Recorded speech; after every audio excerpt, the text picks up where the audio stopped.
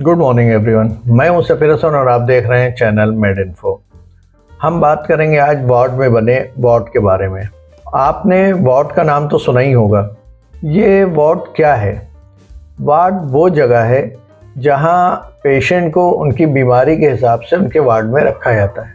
अक्सर देखने को मिलता है कि हॉस्पिटल में एडमिट पेशेंट के रिलेटिव, पेशेंट के जानने वाले जब उनको देखने हॉस्पिटल जाते हैं तो वहाँ पेशेंट किस वार्ड में एडमिट है ये पता कर पाना बहुत मुश्किल हो जाता है, जिसकी वजह से काफ़ी परेशानियाँ उठाना पड़ती हैं।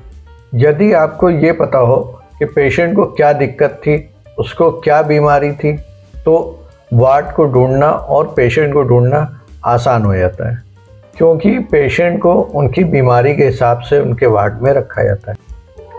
हम बताएंगे आपको उन वार्डों के नाम जिनकी मदद से आप अपने पेशेंट को बड़े हॉस्पिटल में बड़ी आसानी से ढूंढ सकते हैं।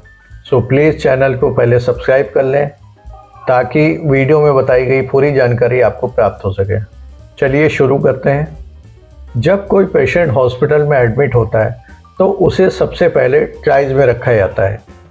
ट्राइज में प्राइमरी ट्रीटमेंट देने के बाद उसे कैजुअल्टी में यानी इमरजेंसी वार्ड में रखा जाता है। फिर वहाँ से ये तय किया जाता है कि पेशेंट को किस वार्ड में रखा जाएगा। जैसे किसी पेशेंट का एक्सीडेंट हुआ है या किसी तरह की इंजरी हुई है तो ऐसे पेशेंट को सर्जरी वार्ड में रखा जाता है। यदि किसी पेशेंट का पैर टूटा हुआ है या हाथ टूटा हुआ है, ऐसे पेशेंट को ऑर्थो वार्ड में रखते हैं। यदि किसी पेशेंट को हार्ट अटैक आया है तो ऐसे मरीज़ को कार्डियोलॉजी डिपार्टमेंट में रखा जाता है। यदि किसी महिला की डिलीवरी होनी है, ऐसे पेशेंट को गायनिक वार्ड में रखते हैं। जो पेशेंट बहुत ज़्यादा बीमार होते हैं या उनकी हालत बहुत नाजुक होती है, ऐसे पेशेंटों को आईसीयू वार्ड में रखा जाता है।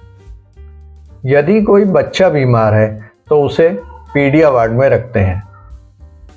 यदि कोई बच्चा बहुत ज़्यादा बीमार है तो उसको पीआईसीयू वार्ड में रखा जाएगा।